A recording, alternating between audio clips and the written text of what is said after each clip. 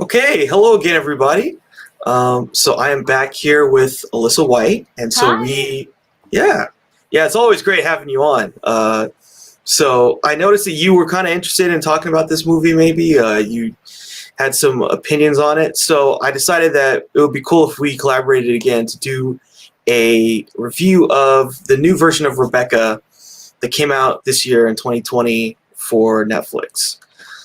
I'm always happy to be on here, and I do have thoughts about Rebecca, so it's perfect. Yeah. So I thought this would be a great thing for us to discuss.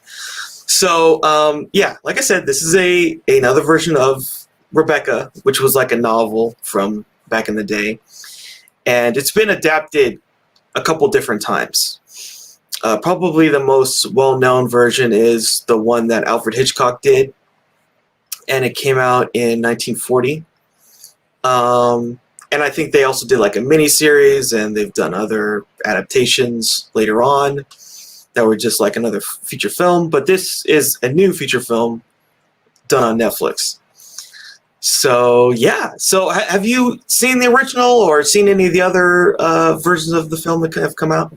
I have not seen any other version of the film, but I did read the novel, and I finished the novel on the day this came out, so it was fresh in my mind. I knew the story, so I was like, I'm prepared to see the differences. Okay, cool. So you've read the novel, but not seen the original film. So that's probably a totally different perspective too. Probably, yeah. I'm thinking a lot of people are probably comparing this to Hitchcock's version. Maybe they haven't read the novel, or maybe they have. The ratings on this movie are pretty interesting, to say the least. Yeah. I think it's just when you remake. I had a friend of mine. She did a video where she was just like, "Are there any good remakes?" So when you're like caught up in that type of thinking, sometimes it can kind of bias, I think, where you end up. But I do think there's definitely some things about this film that have some strengths for sure. Yeah, so I guess we should get into how this film plays out. I haven't read the novel, so I don't know if it's similar in the novel the way that the story is set up. But I would say I'd probably talk about that in the spoiler section. Okay. Yeah. So so at the beginning of this film, it's just like so we should talk about it. So this version now is Lily James and Armie Hammer, right? So they're basically the two main leads in this. And Lily James, who's basically Miss De Winter, she's the one who's playing the paid companion of Miss Van Hopper. Like that's the beginning of the film, right? Yeah. And so that they're like somewhere in Europe, and that's how the two of them meet. Yeah, they're in Monte Carlo, and if you recognized Mrs. Van Hopper, she is Aunt Lydia from The Handmaid's Tale, and Dowd. So that was a cool little touch. I thought she did a really good job as Mrs. Van Hopper. Yeah, that was a good choice. I think the casting in this was pretty strong. I would say.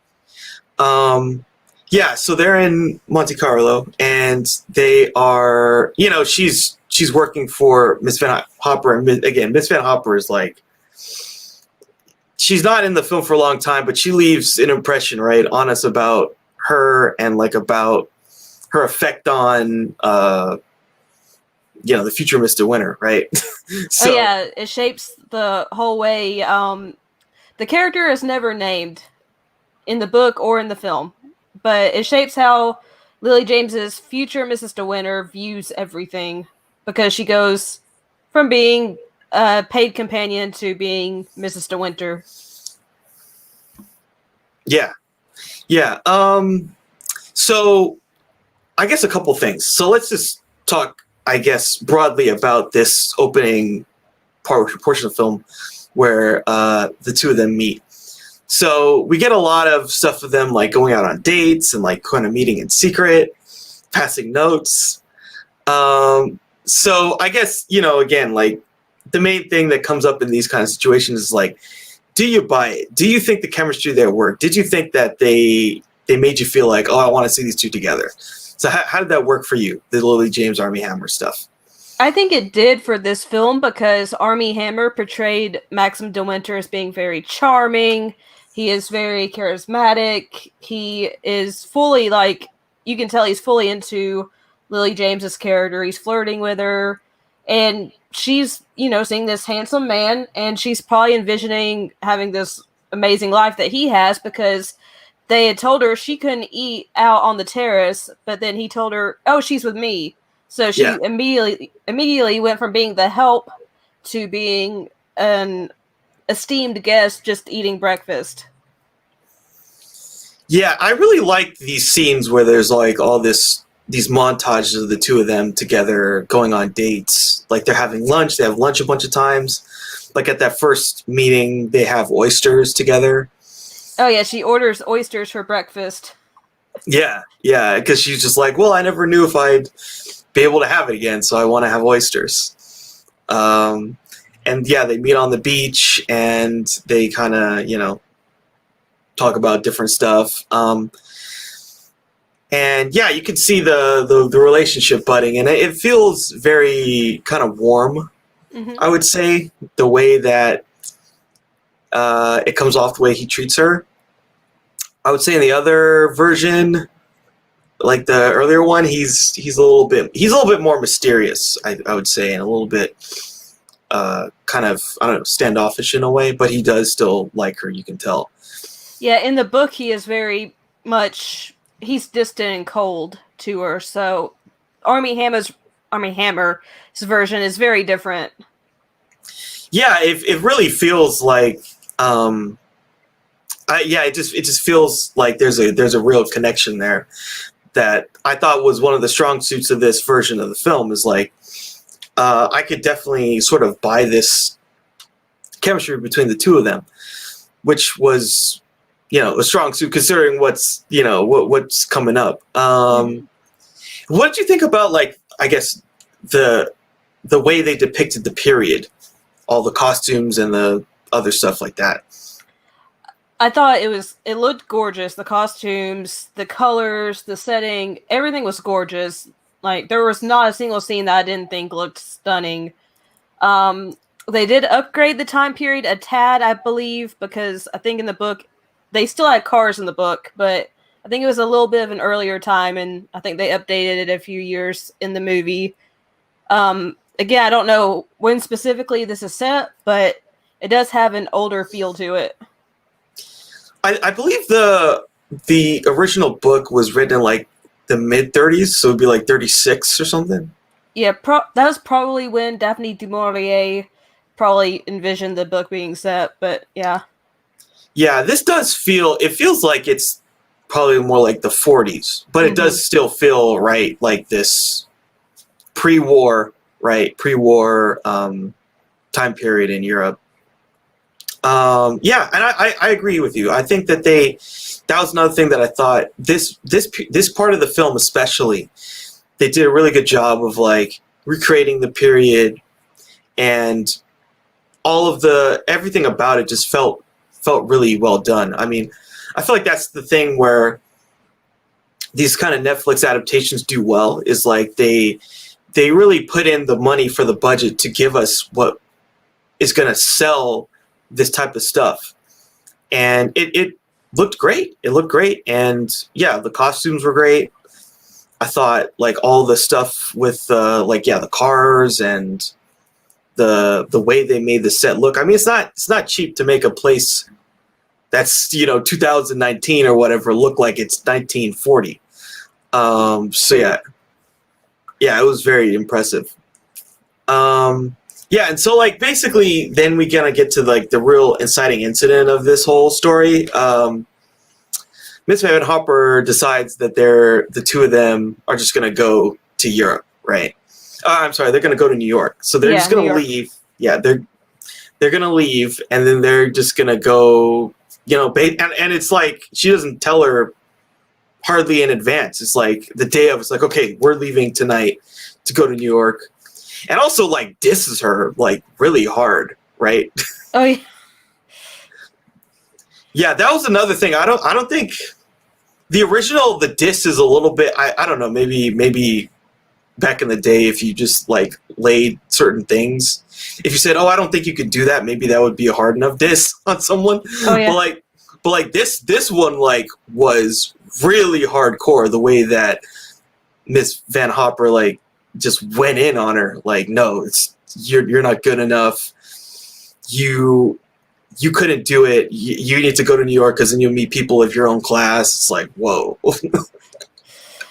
Yeah, Miss Van Hopper does not play around in this movie. Yeah.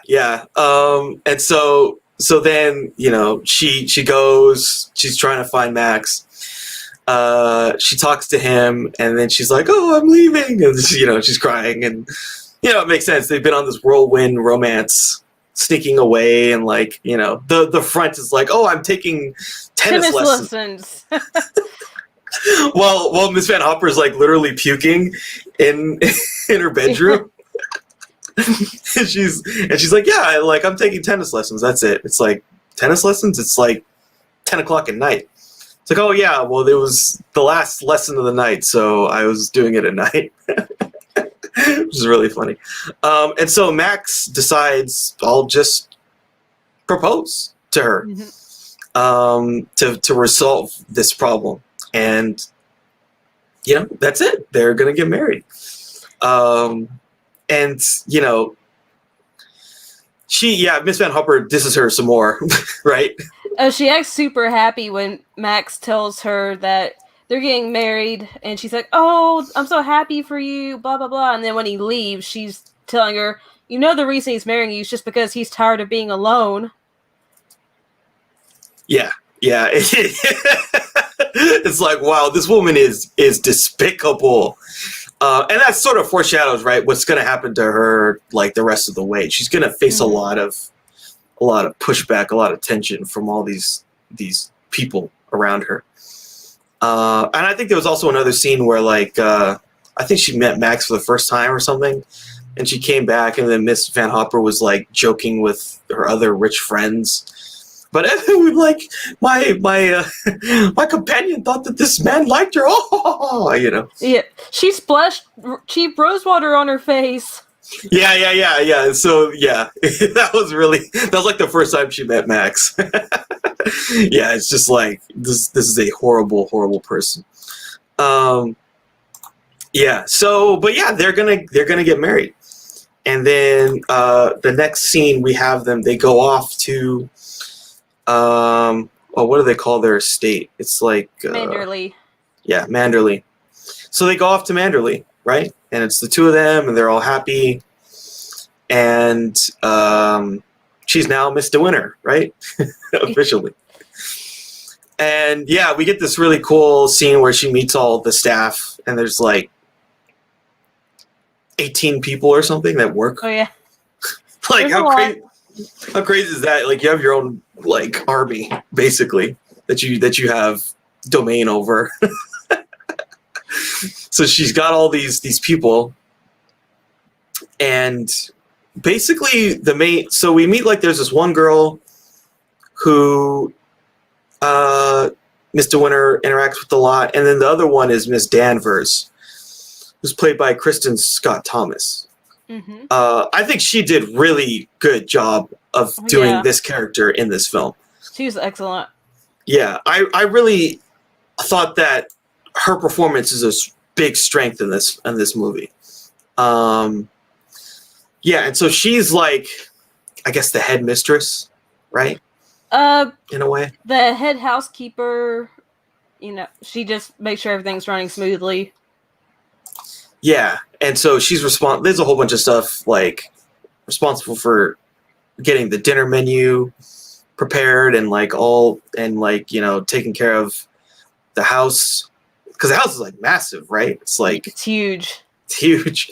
And what do you think of this setting, like, the way they made this mansion look? I thought it was gorgeous. Just, I mean, I think anyone would want to live there. Especially considering where it's located and all that. But yeah, it's really nice. And they do a great job. Like, I'm sure they did they had like something for the exterior, and then they had a bunch of different rooms for the interior. They made it all look very, massive and luxurious. Yeah, and so Mr. Winter's there, and she's a fish out of water, but she's trying to still fit in and be liked by everybody, basically. Yeah, she doesn't want to upset anyone that's working there, even though her job. I mean, their job is to do whatever she says, but she doesn't want to offend anyone, so she doesn't really ask much. But Mrs. Danvers seems like she just doesn't like Mrs. De Winter at all. And she's worse than Mrs. Van Hopper in some ways. Yeah, they feel like this film, they feel like a continuation of each other. Yeah, the Miss Danvers is like, she's just like up to an 11. She is so evil in this movie. Like, there's no other way to put it. She's just so evil. Yeah, she is. It's just this maniacal, conniving evil that she brings to the character, which, the acting was great. Oh, yeah. The cast was phenomenal. Yeah, but you just hate her, like, because you can see it turning the whole time. You're like, she's going to screw you over. And also, the whole impetus of the movie and why it's named Rebecca is because Maxim's first wife was named Rebecca and she died. So Mrs. Danvers is constantly going, oh, Rebecca was like this, and Rebecca was prettier than you are, and all this kind of stuff. And it makes Lily James as Mrs. De Winter feel, trying to think of the word, opposite of superior. Yeah, inadequate. Yeah. Yeah. Yeah, you got it.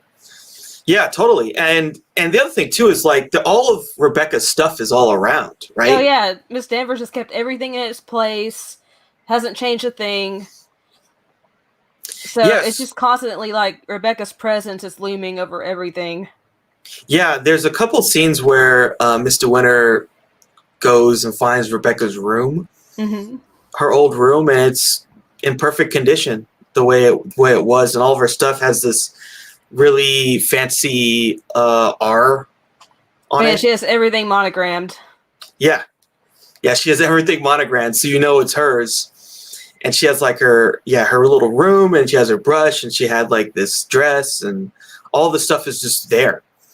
And it's very strange. And then Mr. Winter goes to like Rebecca's, I guess, her old cabin or something where she used to. Oh, the boat cottage, yeah. Yeah, the boat cottage, yeah. So where she like had all her stuff before, whatever happened to her. And then all the stuff is there too, and like all the dogs keep going there and stuff. It's really funny, this stuff with the dogs. They have like 2 dogs, and the dogs almost have this like weird instinct to like they're leading Mr. Winter to all these old things that Rebecca had. It's almost like they wish she was back too. And like one scene, they lead her to this like secret passageway in the wall. That if you move the door in the wall, you go into another room. And yeah, they go to the boat cottage. There are several other instances where they go to people or things that are associated with Rebecca. Yeah, so she just can't escape it, right? Oh no. Yeah, and again, she's. It's established that she's not a rich girl or whatever in this world. She's just a normal person who's kind of been down on their luck. Like her mother died, and then her dad, something happened to him too. Yeah, about 3 months after her mom died. Her mom died from the flu, and then I can't remember what her dad died from, but he died 3 months later, so she has no family. Yeah, she has no family, and she just took this job on a whim, and then she gets married, basically. And so, that's another thing too, is she's not part of this whole system of, aristocracy. And so she's not really familiar with all of the things that go on. And so she's very kind of, she's aware of it, and she's trying not to make any mistakes. But of course, the people around her are sabotaging her, right? Oh, yeah. And that's just like, it's like a lose-lose scenario. It's like, well, I'm trying really hard, but everyone's trying to undermine me. So what am I supposed to do? Yeah.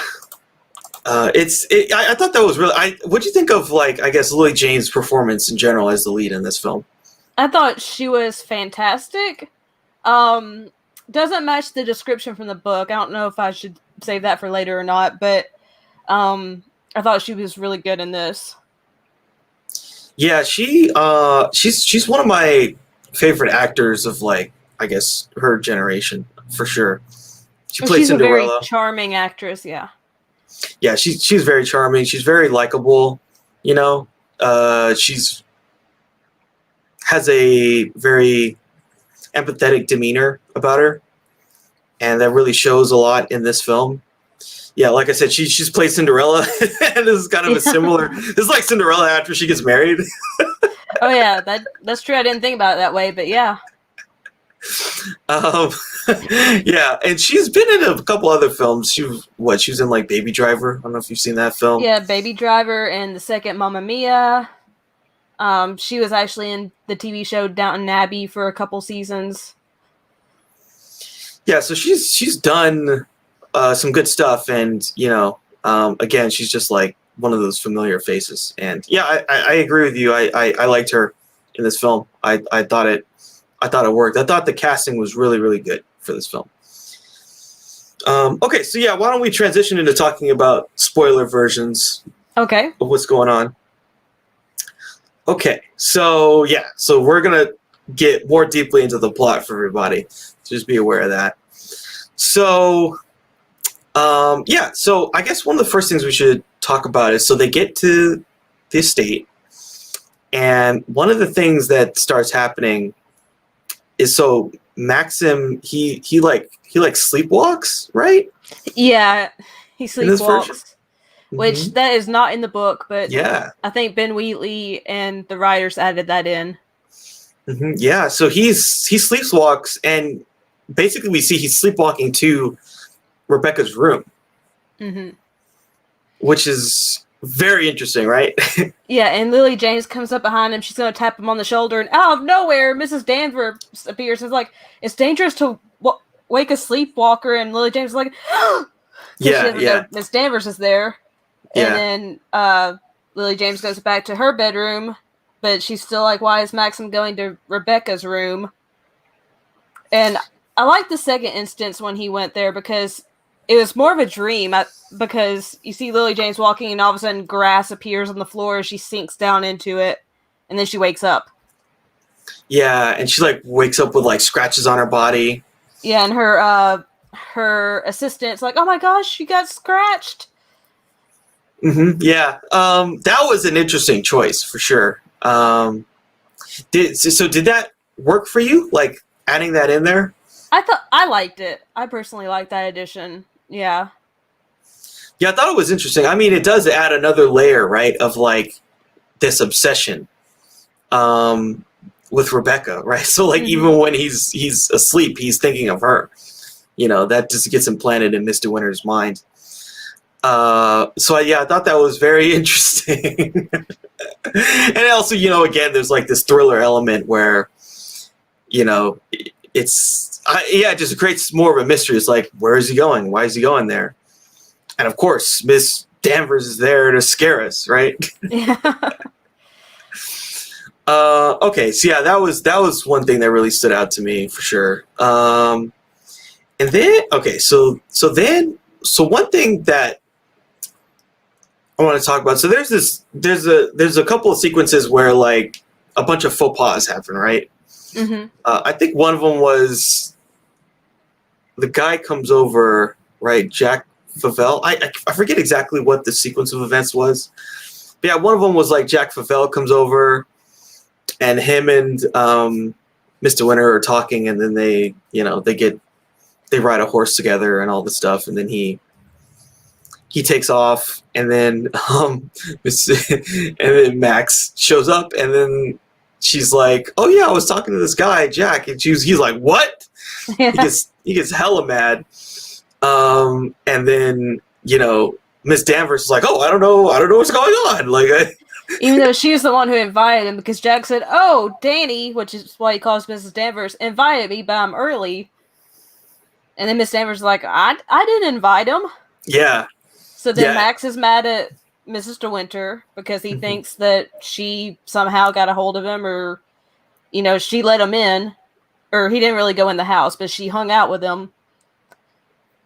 Yeah, and yeah, exactly. And so he's mad at that, and I remember there's this one scene where like Mr. Winter is thinking about firing Miss Danvers. Yeah, she did it a couple of times. Yeah. And then Miss Danvers managed to befriend Mrs. De Winter. And she's like, "Oh yeah, I'll help you. You never asked for my help." But then she's like, "Well, what about if I ask for your help now?" And they seem friendly. They're working on Manderley together. And then this whole time, Mrs. De Winter is playing this ball at Manderley because she's the new bride. She wants to throw this ball, and Mrs. Danvers is like, "Oh, you need a costume." Yeah. And Mrs. De Winter sketches, and she can't come up with a costume. So her assistant, Clarice, comes and says, "Oh, why don't you copy one of the portraits in the hall? Mrs. Danvers said especially the one in the red dress is really beautiful." So that's what she does. And then before the ball starts, Maxim and his sister and her husband are all in this room, and Mrs. De Winter is so excited because she's thinking Maxim's going to love her dress. She goes down the steps, and Maxim just looks angry. His sister looks horrified, and he tells her, "Get changed! Go, get changed!" And she leaves in tears. His sister goes up to the room and tells her Rebecca had worn that same dress the year prior to the ball. And then her assistant says, "I'm sorry, I didn't know. Mrs. Danvers told me to tell you that." So Miss Danvers the whole time was trying to sabotage Mrs. De Winter by making her wear Rebecca's exact costume. Yeah, that was a really great scene, right? Because it's just like so devastating. And there's even this thing beforehand where, Mr. Winter like has the dress in a box and he's trying to look in the box. And she's like, "No, don't look. You're going to get the surprise of your life." And he did. Yeah, he did. And it's just like, it's just so messed up, right? It's just like, man, fate is cruel. But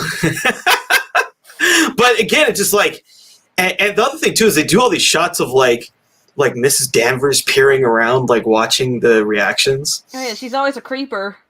Yeah, she's such a creeper, and she's always, you could tell she's trying to. She's just trying to like manipulate stuff and like get all these things to happen.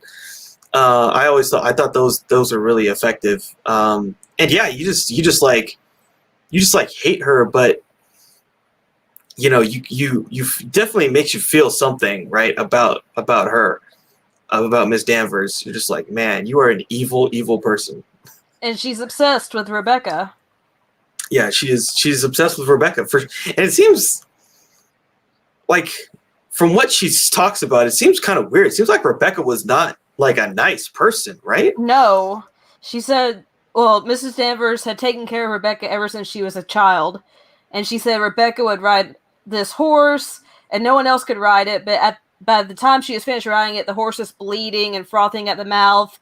And Rebecca was proud of herself for that. And Miss Danvers says other things about how she's not kind to people, but Miss Danvers loved her for that.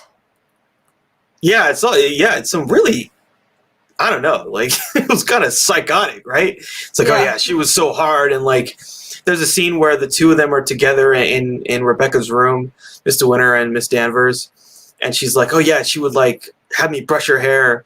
She's like brushing Mr. Winter's hair, and then she starts brushing her hair really hard. And she's like telling all these weird stories about like. And the way that the tone and the inflection that she gave to the way Rebecca talked, it's like, man, this person sounds horrible. Right? Yeah, I mean, she does not sound like the lovely woman that other people were talking about. Yeah, she sounds like a horrible person, honestly. But it just makes it all the stranger that you have to live up to this really kind of off-putting sort of sort of version of a person that's supposed to be the ideal person. Yeah, because everyone says, "Oh, Rebecca was just the most beautiful woman ever. She did this so much for Manderley. She helped so many people."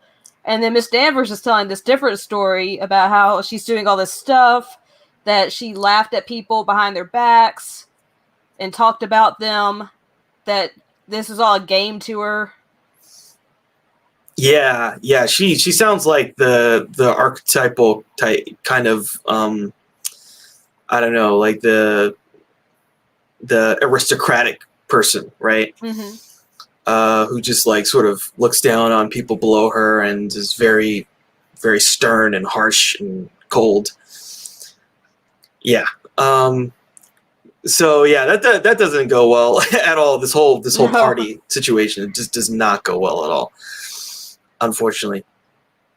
But then, so they get into this story about like what happened to Rebecca, and so pretty much she went out on her boat and then she drowned, and they recovered this body. I think the boat was away for a long time. It had been away for a long time, and then it washed ashore the day after the party. Yeah. So Rebecca's body shows up now too in this.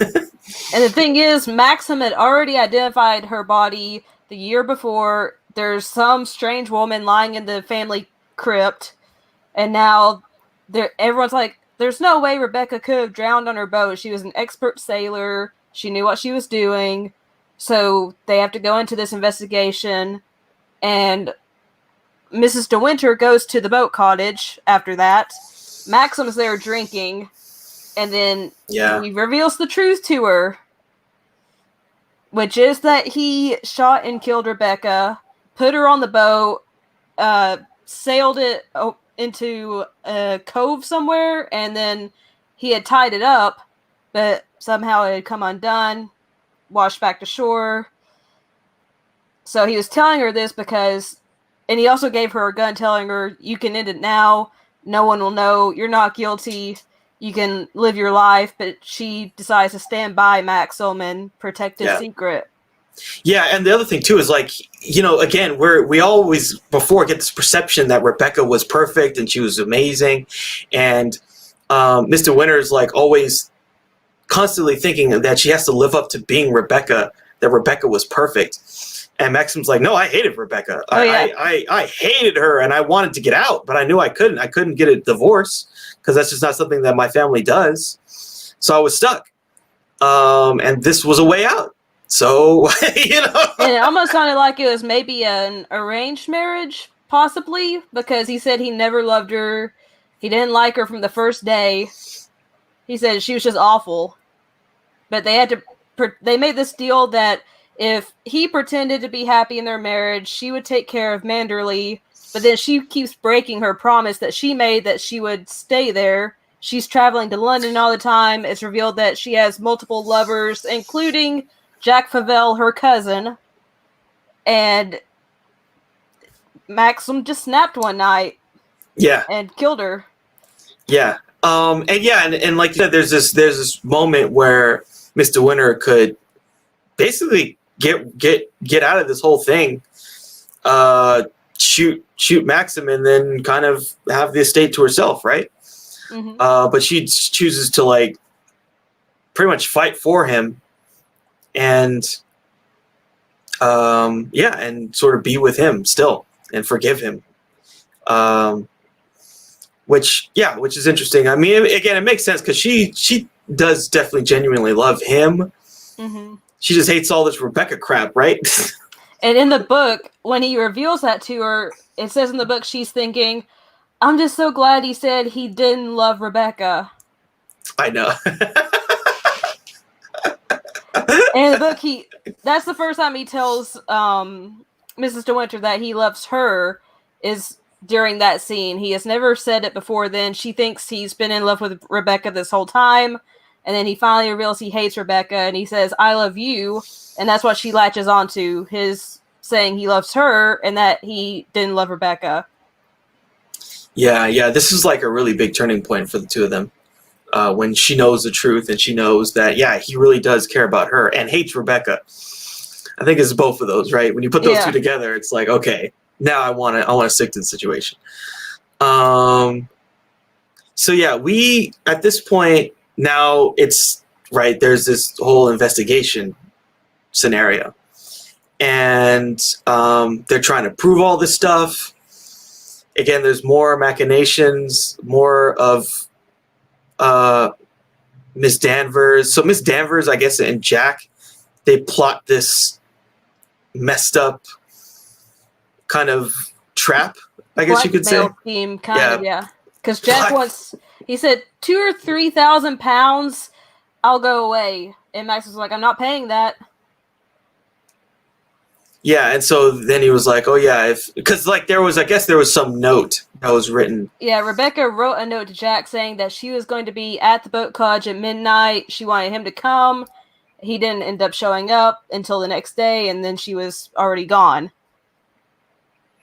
Yeah, and so that is incriminating.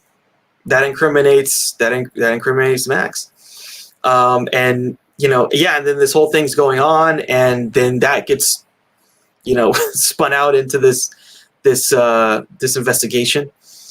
And yeah, so then so it's either was it a suicide or was it a murder? And so at that point they're like, this has to be a murder. So they're going to investigate Max for murder, and they arrest him, throw him in jail.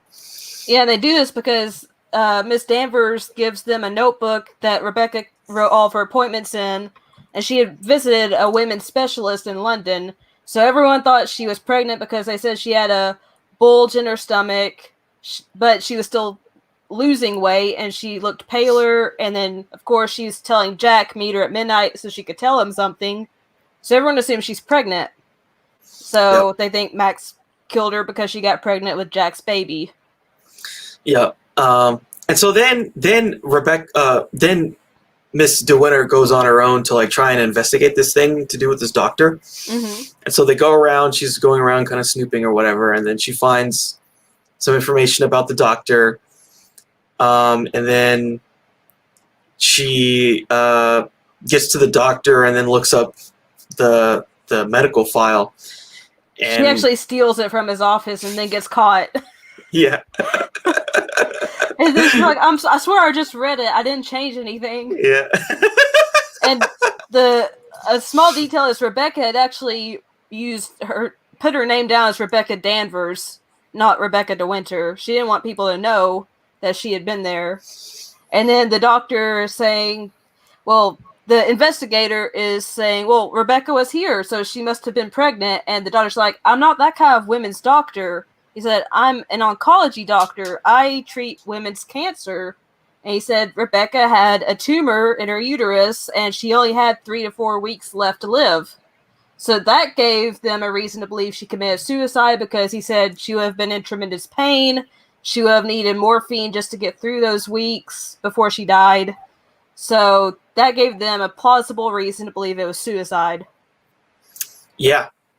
So that totally changes everything, and now Max is basically acquitted, right? Mm-hmm. And yeah, that's again another twist and turn in this whole crazy scenario where it's like, did he do it? Did he not do it? What's this? What's that? And you know, is he going to go to jail or not? And there's just all these secrets and craziness. But yeah, in the end, Maxim and Miss De Winter, they are free and they're together.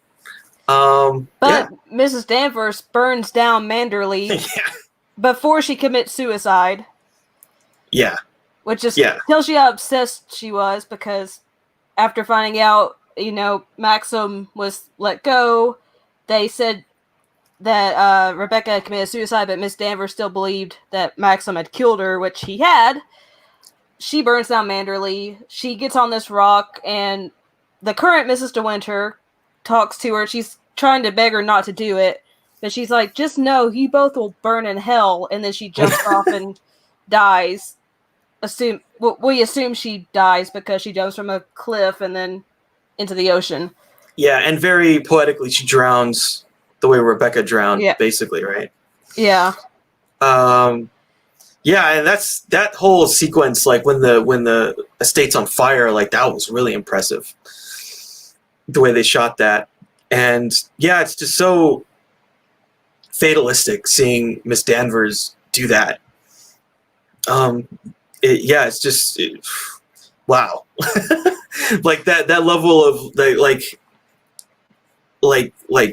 it's just so dark. It's just so dark. And they just feel like Rebecca and Miss Danvers feel like two blighted souls meant to be together to do this sort of evil stuff. I mean, neither one. It almost makes you feel like Miss Danvers is exactly what Rebecca was like, basically, and that's like like this is what that person would be like. She's not perfect. She's very conniving, very evil.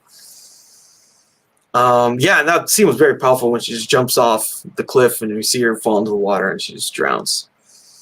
And then we get like a little postscript where the two of them are sort of in their happily ever after, Maxim and Miss De Winter, and they're trying to find somewhere to stay permanently. Yeah, and they're in Cairo at that point. Mm-hmm. But she said, we're still trying to find the perfect country to live the rest of our lives in. Yeah, but, basically they get a happy ending, right? They do, yeah. Which is a little bit different than the book. The book, it just ends with Manderley burning. It just stops there. Mrs. Danvers is assumed to have started the fire, but no one has seen her. They did... Daphne du Maurier did write an original epilogue that was cut, which shows them in Switzerland years and years later, and they're just staying in this hotel, and it just kind of goes through how, Mrs. De Winter is still taking care of Maxim, and they have this routine, and and in the book it stated that Maxim is 42 and Mrs. De Winter is 21, so he's twice her age. Also, which is definitely not the case in this movie. He might be a few years older, but he's not double her age, because there's no way Armie Hammer could pass for being double Lily James's age.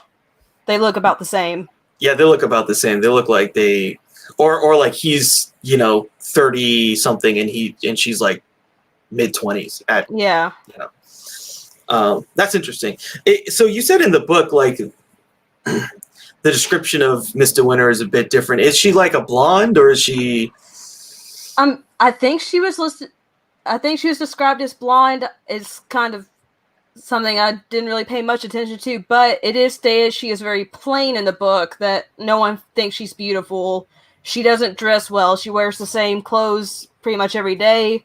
In this movie, obviously, Lily James is gorgeous. She's wearing these gorgeous clothes and new outfit every day, so they did upgrade her character to make her look better. I would say in today's audience, that's what people want. So I mean, they've always done that. In the 1940 version, it's Joan Fontaine plays the character, and I mean, Joan Fontaine is not unattractive, like by any measure, right? So I mean, it's always Hollywood, right? It's like they just get I guess like the super attractive person would have been, I don't know, Rita Hayworth or whatever. Oh yeah. But like the plain person is Joan Fontaine, who's like way more attractive than most people. And it's just the same in Hollywood. They just give them usually they like the trick is to like give them glasses or something, make them wear glasses. Yeah, this will subtract from your beauty. Put glasses on, or put a wig on that changes your hair. There you go. Yeah. It's like, no, that's still Lily James. She's still really attractive. Like, even if you try and do all this stuff. So that's interesting. So, I guess that covers the film. So what were the things that would you say really worked for you about this film? I love pretty much all of it. I mean, I would say about the first half of the film follows the book pretty closely. There are some changes, such as the fact that Mrs. De Winter in the book did not want to host this ball, but she does it because she thinks it'll make Maxim happy. So someone else from the town is the one that does the ball preparation. And in the book, her costume is white instead of red. But overall, the first half remains generally the same. The second half is when they take a lot of liberties, because in the book, Maxim never is arrested. He's never in jail. Also, they never go... Well, they do go to the doctor's office, but Mrs. De Winter never breaks in and steals the files or anything. They just speak directly to the doctor, and he gets the file out himself. He's like, oh yeah, she had cancer. So it's pretty cut and dry in that regard. The book makes it more... the movie makes it more dramatic. Yeah, it feels like the movie like really tried to play up the thriller elements, right? Oh yeah. Create all these scenarios where, you know, there's this subterfuge and like people are scheming or trying to like do stuff and, you know, evade the police or something. I liked the choice of the actors. I thought was really good. I thought everyone, and especially like in comparison to like the 1940s version, it just felt like the, you know, Maxim and Mr. Winter stuff really worked. You know, it made you understand why he would want to just marry her on a whim. Yeah, in the book, they don't have that same kind of chemistry. Everyone just assumes he married her because she was younger, but the reason he married her in the book, or what I got the reason is because she was the complete opposite of Rebecca. She was more optimistic, more youthful, she was kind, and that was everything Rebecca wasn't. But in this movie, they have chemistry from the very beginning. Yeah, and you could tell that they are like, it's basically a good match. And, you know, there is still obviously that element there where she's like, yeah, she's very optimistic. She's very, has a positive demeanor. All those things obviously seem very attractive about her to him. And you can just tell that they, like, in our 21st century mind of like, there has to be love, this thing called love, like the love is there, you know? And I really thought Kristen Scott Thomas was like amazing in this. Like, she was just so devious and evil, but just unbelievably great. I really think that, yeah, she really did a great job with this role, and really upped it to another level. And I think that, you know, the original was like in black and white, and the fact that this is in color, like, it definitely adds a new kind of feeling to the film, a new energy to it that is different and memorable. So I mean, overall, like, those are the things that I thought were strengths for sure for the film. Oh yeah. Cool. So did you have any, I guess before wrapping up, if you have any last thoughts about this movie? I really couldn't find much I didn't like about it, honestly. I know a lot of people did not like this movie, but to me, I mean, I read the book, I finished it hours before I watched the movie, so I like that it took some change. It changed some things from the book for sure, because I don't want to watch a movie and have it be a straight adaptation, because then you're just seeing the same thing that you just read all over again. I thought the cast was great. I loved the bright, colorful setting and clothes and all of that. And yeah, I mean, I thought it went by super fast for me, even though it's a little over 2 hours. It went by super quick. I'm trying to find something to nitpick about, really. I do think some characters that were major in the book were actually just like either cut out or reduced to a very minuscule role, which I probably would have liked to see more from those characters in the movie, but again, if you've never read the book, that wouldn't apply to you. You don't know the characters, so it's not a huge issue. I think that was the main thing for me, was because some characters were just completely cut out or reduced to a very small role.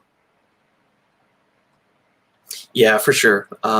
You can tell they really like kind of start snipping stuff. Like you said, in the second half, they really were kind of driving the narrative all about Miss De Winter, basically. Yeah, they were, Mhm. and they focus on just pretty much Mr. Winter, Maxim, and Mrs. Danvers in the movie. The book is all about all these different people, how it's affecting them.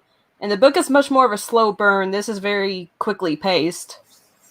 It is. It is very quick paced, and they kind of like try to start delivering all this stuff to you like right away. Like she gets there, and then you meet Miss Danvers, and then you kind of know something's up, and then before you know it, there's all these other people, but there's all these scenes where Mr. Winter is interacting with them, and like there's this one where two people like walk behind her, and they're like kind of laughing or something, and she just got this uneasy feeling about the whole situation, and then the sleepwalking immediately happens, and it's just all like they're giving you something every other scene. Yeah.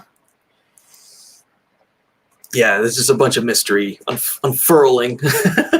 Which I am a fan of the director of this, which this admittedly doesn't seem very Ben Wheatley-esque compared to his... I've only seen his prior two films, to be honest, so that's Free Fire and High Rise. Those were both way different than this. This is a much larger scale, more toned down compared to his previous two movies. But I did think, some of his touchstones were there: the bright, colorful visuals, excellent cast, quick pace. Yeah. And I also I heard that he was going to direct the Meg 2 that just was announced. I don't know if he's still attached to it, but he's also supposed to direct Tomb Raider 2. Oh, that'd be great. But that'd be really exciting. I'm not sure if he's still attached, though. Since I saw the Meg 2 thing, I'm like, is he still attached to Tomb Raider? Maybe not. Or maybe he's like kind of trying to juggle both. Yeah. I think generally what happens is like whatever is going to happen first, you just do it. Right? Mm-hmm. And admittedly, the Meg, I think, made a lot more than Tomb Raider did. So, even though I love Tomb Raider, I love the 2016 Tomb Raider, I have not seen the Meg. I feel like I should, just because it's a shark movie. Yeah, it's a campy shark movie, yeah. Yeah. So, I don't know. Like, I'm trying to picture Ben Wheatley directing, like, a big action movie in either of those senses. I mean, he did Free Fire really well, but that was a very contained movie. It was all set in one room.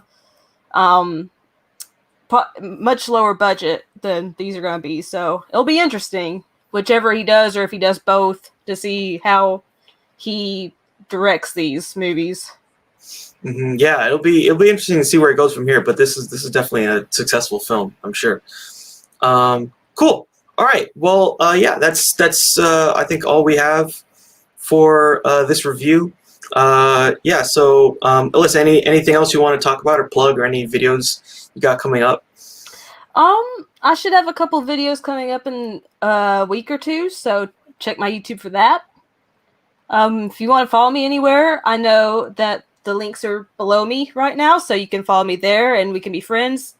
And yeah, I'd love to chat with you and share geeky movie knowledge with you and all that, so... Yeah. Yeah. Yeah, you have a great Instagram account where you like review all the stuff you've been watching. Movies I love and things doing like that. It's got a lot less followers than my main Instagram does, but I think I'm more passionate about the movie Instagram than I am about my personal one. So yeah, if you want to follow that, I would really appreciate that. Yeah, I would definitely tell people to check it out. All right, cool. Well, thanks a lot again, everybody. And we'll hopefully see you again at some point in the future. Take care. Bye.